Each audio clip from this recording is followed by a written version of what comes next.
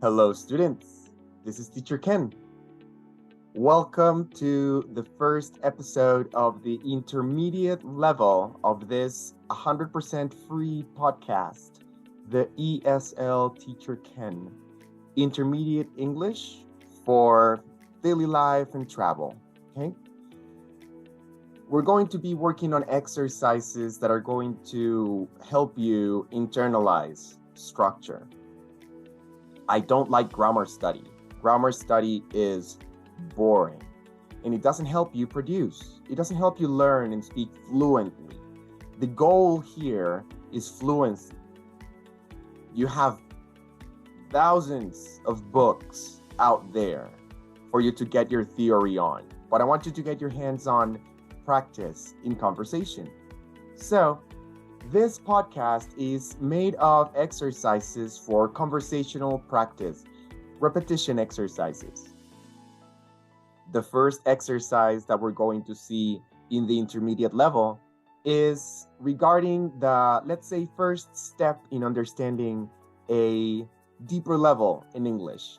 We're going to be focusing on working on your B1 skills, and we're going to go from the most basic of this level until you feel comfortable enough to claim yourself to be a level B2 speaker, okay? Now, the book that we will be using throughout the podcast is available completely for free in all of my social media. You can look me up anywhere as E as in Echo, S as in Sam, L as in Larry, Teacher Ken. We will see the .com in a moment. Not yet, but still.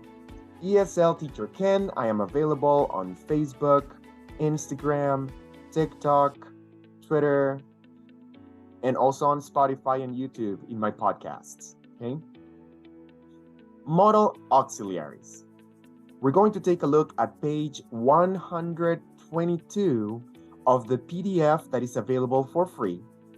If you have the physical book, which is called English Sentence Structure, I want you to go with me to page 109. We're going to see modal auxiliaries, what they are, and how to use them correctly. We're taking a look at the box A1 in lesson 11, the first lesson of the intermediate level in this book. Modal auxiliaries are simple words that enclose an entire meaning. When we have this example here on box A1 and it says will means future time and is an equivalent to be going to, means that when I am looking at this part here at the bottom, if I see I will study, first, I know that it is in the future time. And second, I know that it means the same as saying I am going to study. So basically, these are simple words that are used for specific purposes and have a meaning that can be substituted for those words. We're going to go ahead and practice very briefly on this box for pronunciation and meaning. So please, just repeat after me.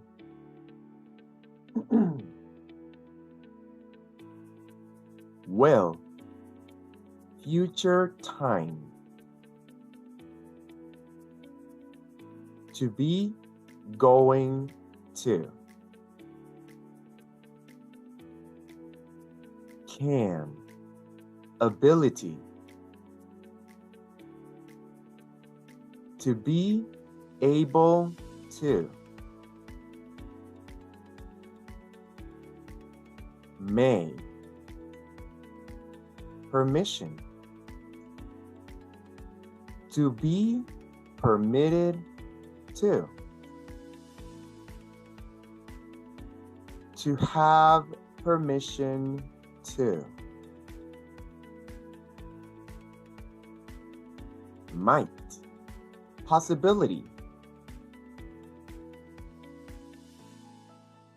It is possible that.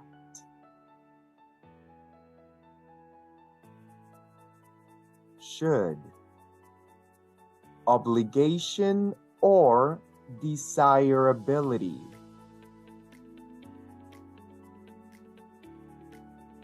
Ought to. Must. Inference. Conclusion. Probability. Necessity. I conclude that.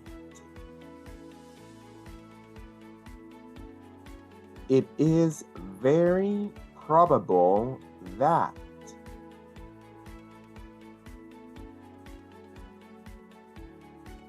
To have to.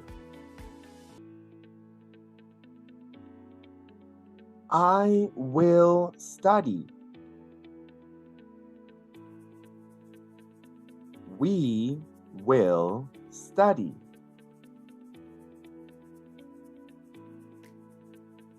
You will study. You will study.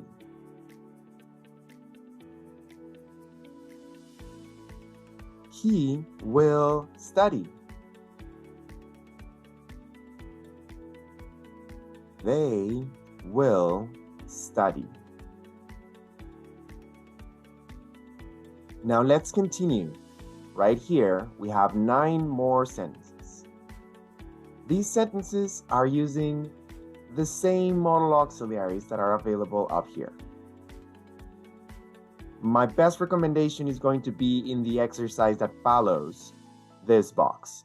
But for now, repeat after me. We'll read the book tomorrow. We will.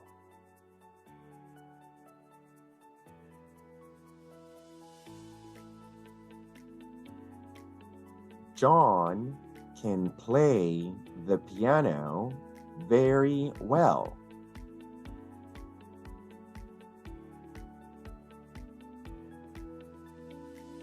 The students can smoke in the hall.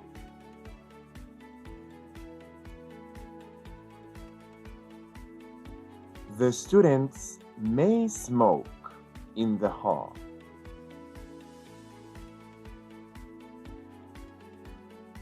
John may receive a letter today.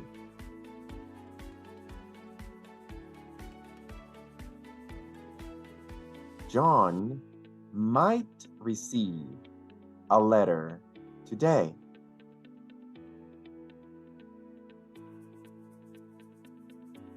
John should study every day.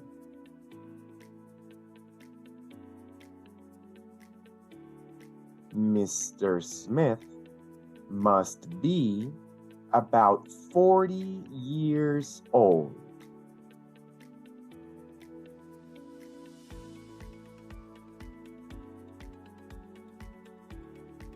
Mary must study tonight.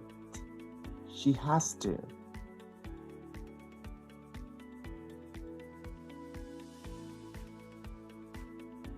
Very well. So again, the most basic thing in structure is going to be you have the person, the modal auxiliary, and the action. Something very important about this is that the action is never going to be in past or have an S or have anything strange. The action after the modal auxiliary, no problem if it is will, can, may, might, or any other that we might not see in this lesson, the structure is person, modal, action, and then the rest.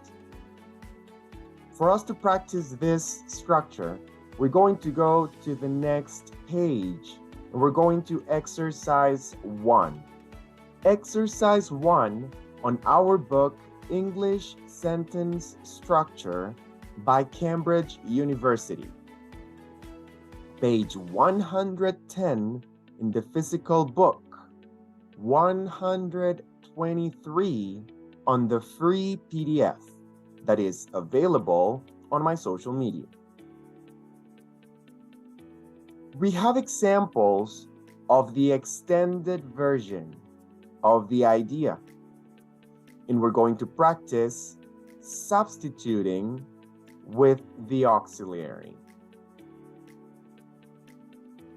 It's a good idea, if you have the book, to highlight what I will highlight on these pages, because it's going to be a quick cheat sheet for you to be able to locate what changes to make for this structure to be applied correctly, okay? Anyway, let's get started. Paul is going to write a letter tomorrow. We are substituting to be going to with will, similarly to what we saw on the previous page. As we continue, we see George is able to speak French very well. To be able to is substituted with can. The students have permission to smoke in the hall. The students may smoke in the hall. On the next page, is it possible that George will go to Chicago? George might go to Chicago. Mary ought to write to her parents.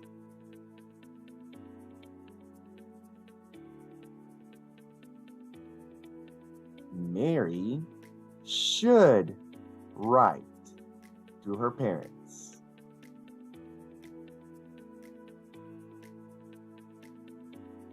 It is very probable that the girls are studying.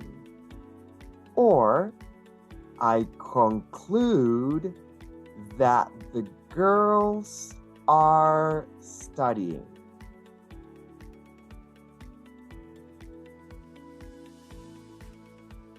The girls must be studying.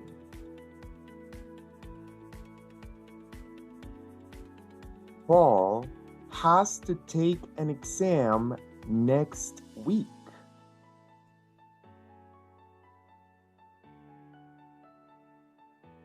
Paul must take an exam next week. Let's continue and substitute. Again, if you are able to highlight on your book, I recommend you to do it because it's going to help you recognize what should be substituted for what in this exercise. Remember that the structure is always going to be the same. The person, the modal, and the action. The action is not going to be in present or in past. If it's the action have, you are not going to say he can has. You say he can have. You never say they should is or they should are, because the verb to be is called the verb to be. So they should be more careful next time. Let's continue with the exercise. We are on page 124 of English sentence structure, 111 in the physical book, 124 on the PDF. Remember, the PDF is available completely for free in all my social media. Number 1 says, Paul and George are going to play tennis tomorrow. Going to is for future, and we learned that to be going to is substituted with will. Therefore, number 1 says, Paul and George will play tennis tomorrow. Repeat.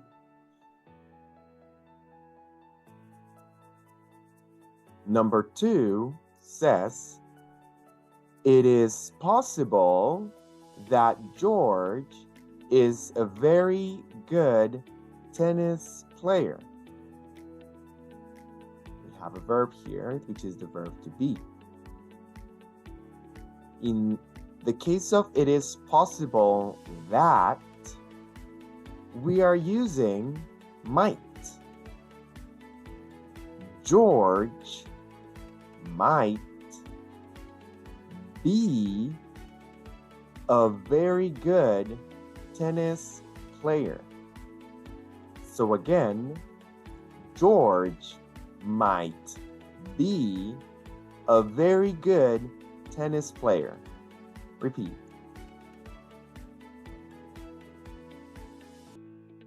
All right, let's continue. John is able to swim very well.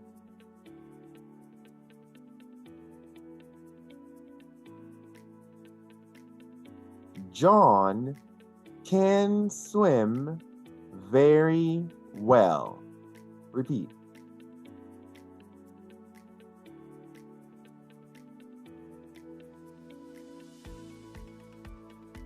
We have to get up at 6 tomorrow morning.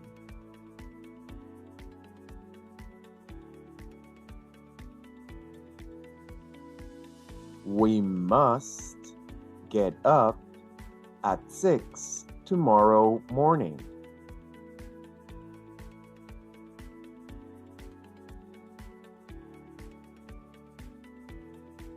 It is possible that George will watch television tonight.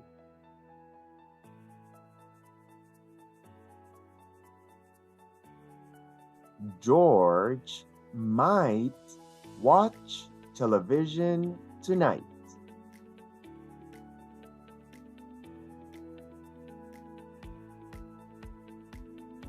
It is possible that Mary is home now.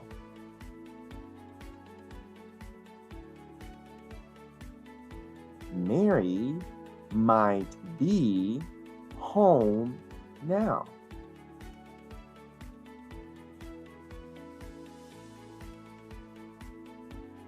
Paul is able to read Japanese.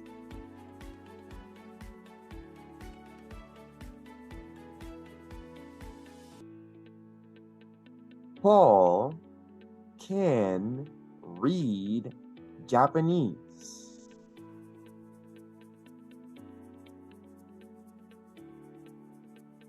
You have permission to come in and see the doctor.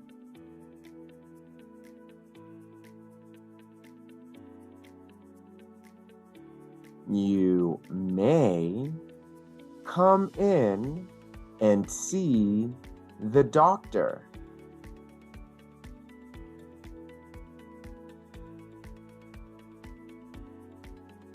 George is going to study in the library tonight.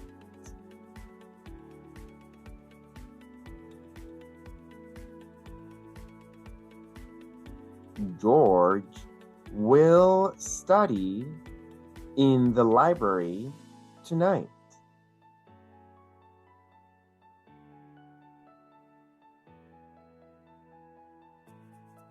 It is possible that Helen will make an apple pie.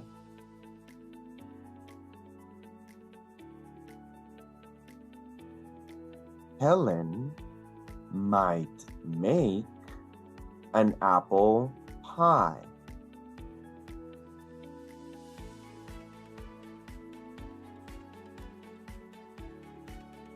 My brother is in your class. I conclude that you know him. This one is a little difficult. I would just like to add, remember that the structure is always person, modal, action, and the rest. So I will repeat number 11. My brother is in your class. I conclude that you know him.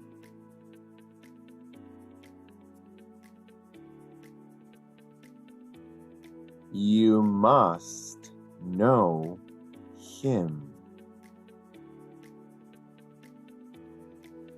Mary is able to play the violin.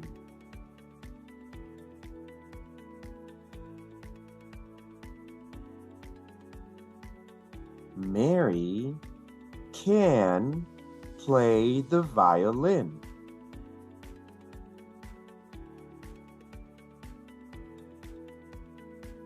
Mr. Moto has to get a new passport soon.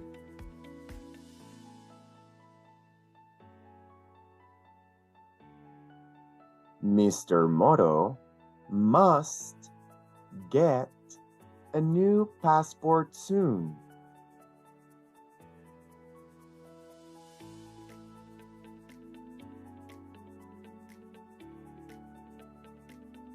It is possible that George is going to study business administration.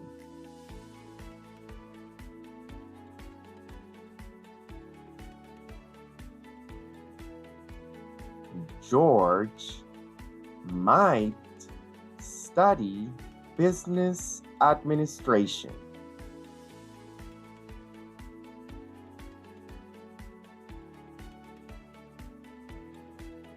Mr. Moto has to take another English course.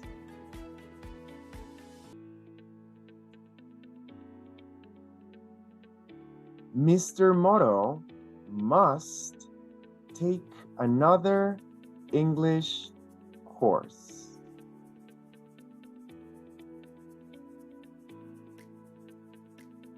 Paul ought to write a letter to his parents every week.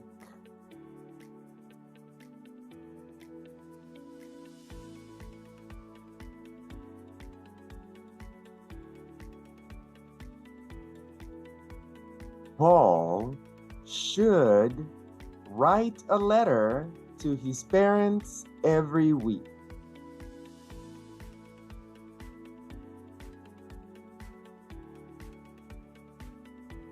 It is very probable that you spend a lot of time in the laboratory.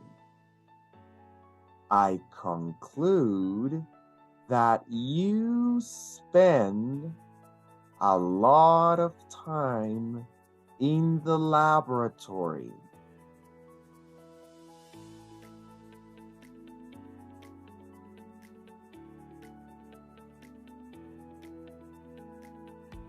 You must spend a lot of time in the laboratory.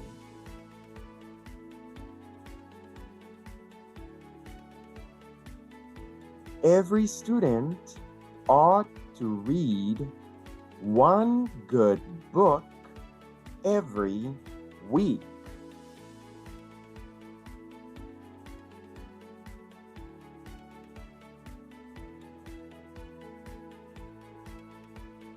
Every student should read one good book every week.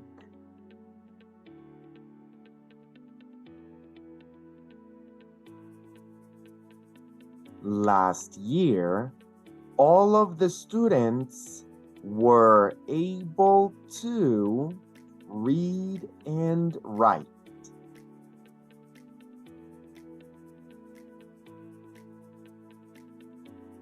Last year, all of the students could read and write. Now, I know you were not ready for number 19. Could is possible to be used as the past of can. It is very similar to can in the sense that we still use it for capabilities. And it is more connected to the past tense than the present tense as can is. So in the case of number 19, I say could because I am speaking about last year. If I were speaking about the present moment, I would say all of the students are able to read and write. And in that case, you would be able to say all of the students can read and write. Before I let you go with this exercise, I want to remind you that this particular exercise, these 19 sentences, I recommend you to practice at least 3 times in one day. The minimum is 3 because I want you to be able to first just explore the exercise, look at the sentences, and listen to what I have to say, and you can also repeat out loud.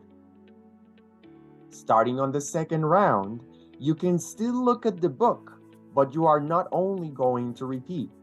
I want you to go ahead and say the correct ideas in the exercise. After those first 2 steps, you are ready to fly solo and do this as an evaluation exercise only. Without looking at the book, you're going to listen to me tell you the sentences, and you are going to say the answer before I tell you which it is. It is this same audio that you can repeat as many times as you would like to practice this structure. The goal this year is to make it to a total of 1 million free students online.